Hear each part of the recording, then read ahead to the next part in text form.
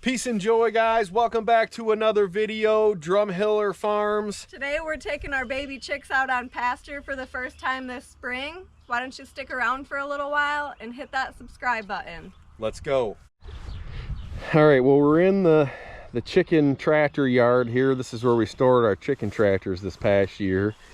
And we just fenced it off from the cattle. Grass is a little tall, which is fine because the cattle are just across the street on the lease farm, and we're gonna be running them over here next. So we'll basically just let them graze this down before the chicks really get into it. We're gonna start in this area because there's a lot of good smaller grasses and clovers, and we figure we're just gonna start right here because this is gonna be the most convenient spot close to where the chicken tractors are, and we'll just work them around this field. And here in about 2-4 days, the cows will be in here. They'll graze this down nice and short, and then the chickens will come in right behind them.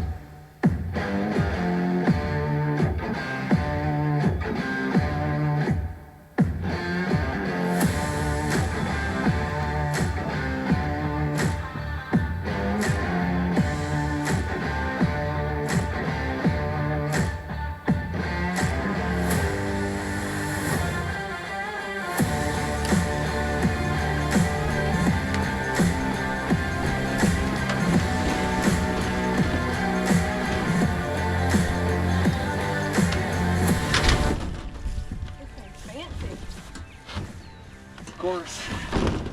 Look who made it. Allison's getting these buckets cleaned up here real good after sitting all winter.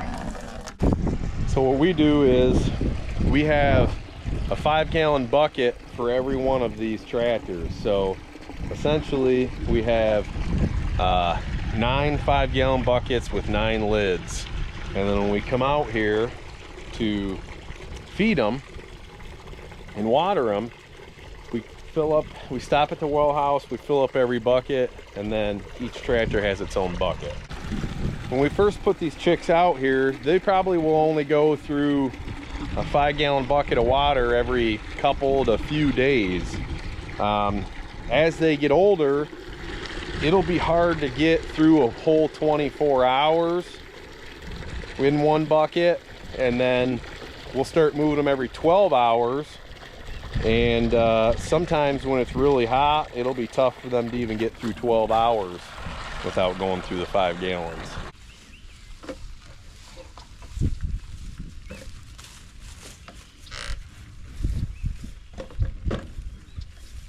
Feels like just yesterday we put these away for the So season. we stored all of our buckets and feeders and everything in our well house right there, and I'll show you what we got set up here on these buckets. We've got a bulkhead fitting, a shutoff valve, and a barb fitting, and our Plason auto fillers will connect right into these 1/4-inch outlets on this bucket. Now I'm explaining that because when I started this, I couldn't find any information on how to build this bucket, and this fitting right here, which is called a bulkhead fitting, I racked my brain for a couple weeks trying to figure out how to connect this to the bucket. I tried to just epoxy barb fittings in there, and it did not work. And anyways, I figured it out. It was a bulkhead fitting, and I added the shutoff valve because that makes it really convenient. If your chickens don't drink all the water in the first few weeks, because normally they don't, you can just shut that off, move the bucket, move the tractor, so you're not moving the tractor with all that extra weight from the bucket. All right, so I had a couple of the hangers for the water break towards the end of last year, so I got to go ahead and rewire those up, just using some 12 gauge galvanized fencing wire.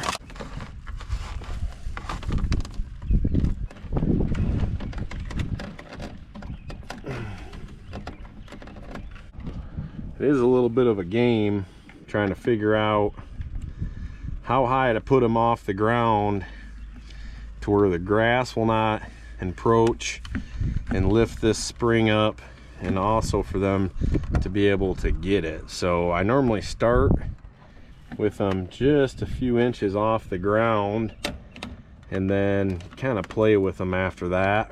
Got our wire running out right over to here.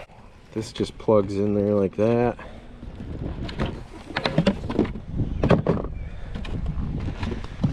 And now I'm gonna go through and fill them up. Last year we stored all of our grain for our chickens out here, and then we would put a 55-gallon trash bin right underneath that and fill it up. Now this year we got the new grain bins that we're planning on putting up. That's going to be a future video, and I'm going to use these blocks in that project, and then this tub will become food for the laying hens, and we'll fill that up for all the layer stuff. So is that like a old Native American trick there, Allison? I have no idea where that comes from. Ingenuity.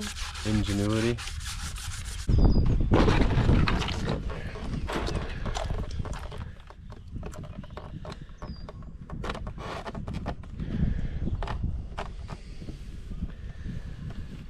So this is the only line I forgot to blow out, so there it goes. So the way these auto waters work, there's a spring inside here, and when this base fills up with water, it's going to apply weight and shut the water off to it. All right, they all seem to be adjusted pretty well, except for this one right here.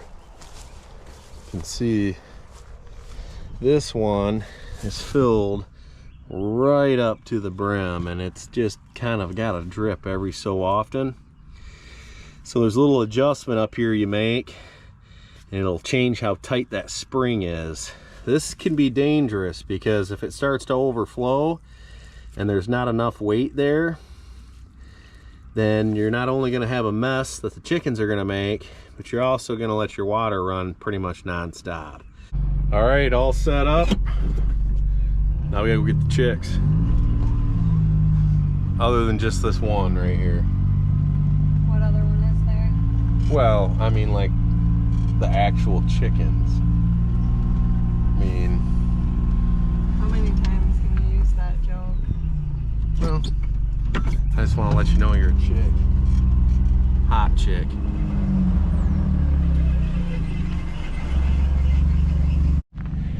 All right, I gotta navigate this thing out of where we're at here. You can see, here's where we're at on the garage build. And there's equipment all over the place.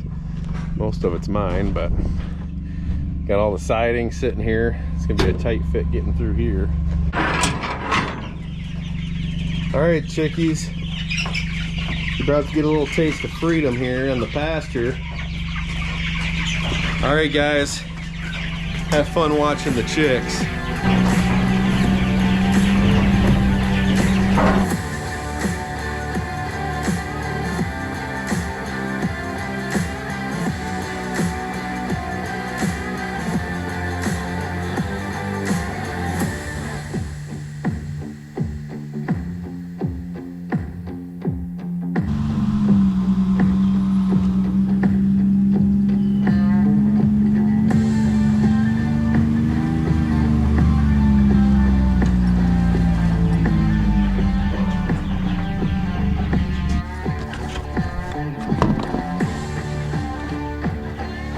Alright, now you're gonna see why we use this old stock trailer for our brooder for the chicks.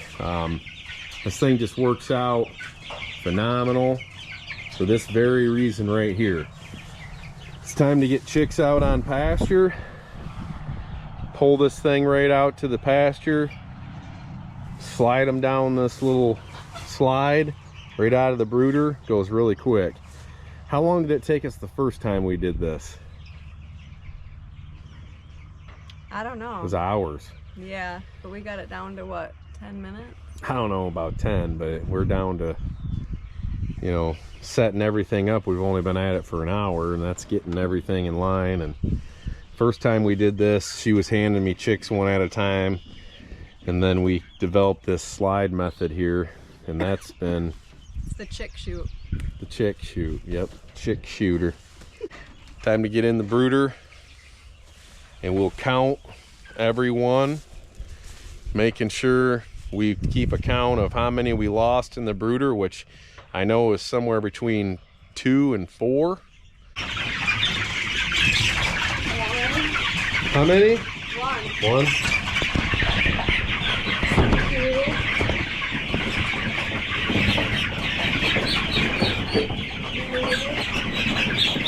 4, 5. I got 2 here. 6.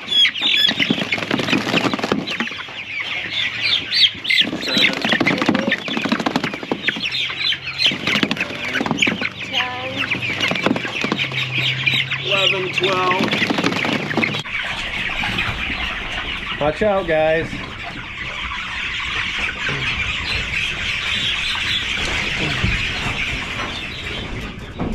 Whew. I tell you what, doing that on a hot day, which we will. This is our first batch. It's definitely a different ball game inside that tin box.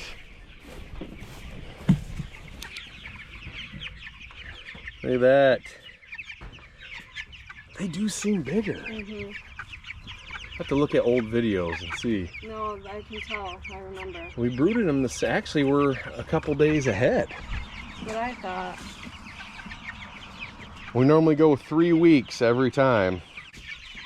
They were more the size of the laying hens that are in there. See the difference between that black one and that white one right there? Seems like that's normally how big they are. 7, 8. 9.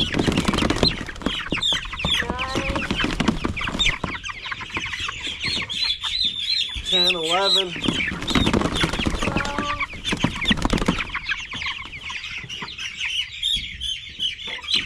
13. 14, 15.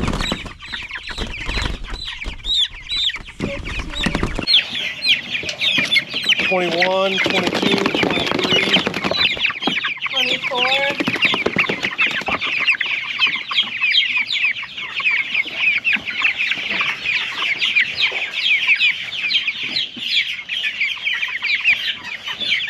25, 26.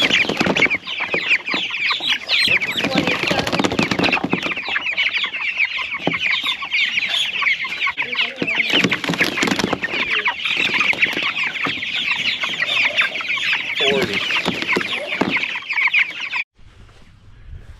Okay, so we left the laying hens in here. Looks like we lost one of those. So we lost one laying hen during the brooding process, which we're going to leave them in here for another week until our next batch of meat chickens show up.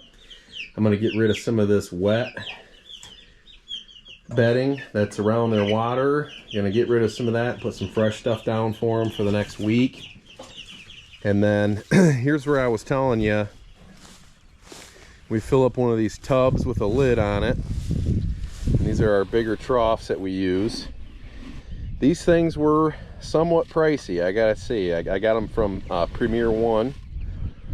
But I'll tell you what, I wish I would have got these right from the beginning, because I had all kinds of money and farm store bought troughs, and I had 4 or 5 of them in there, and I wasn't keeping up with the feed, and it took so long to fill them. Where these, and you'll be able to run your whole batch of 50 chicks out. And then we'll just put the lid on there, call it good for the night. Go through and take a final look. Now the waters are overflowing. We have all of our lids on a hinge, which if I was to do it all over again, I would have made our lids covered and had this next to it open. I wish I would have done that, because then the food could have just sat right here. We wouldn't have had to get in there. But Allison's had to tuck it underneath to keep it out of the weather. But not the end of the world, just we'll know for next time. Everything looks good there. Looks good. And I already got the water there.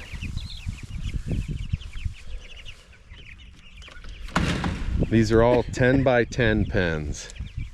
They're a Joe Soliton style. We did build ours all out of treated. And there's some boards in there in the interior that are not treated. And then this is a vinyl. Very lightweight, very flexible, holds up very well. They sat out all winter. The UV does not make them brittle. You can see these are 2 years old and they're still very pliable. All right guys, one thing we didn't talk about is when you put your chicks out on pasture for the first time, it's good to take a look at the weather forecast. Make sure you're not going to have cold temperatures, you know, heavy rainstorms, or, you know, thunder, lightning. What will happen is a lot of them will pile over into a corner, and you can actually lose a lot of birds that way. That happened to us one time last year, and they were about a week after being out on pasture, and it's just kind of uncommon. But you want to try to get yourself about 4 to 5 days of good weather, and they need to know to get underneath the cover, and they're just not 100% smart enough to do that when they're super young. So, you know, get yourself some good weather coming before you put on pasture. All right guys, we appreciate you watching the video. Hit that subscribe button, share with a friend, and stay tuned, because pigs are going out on pasture next. God bless. Peace and joy.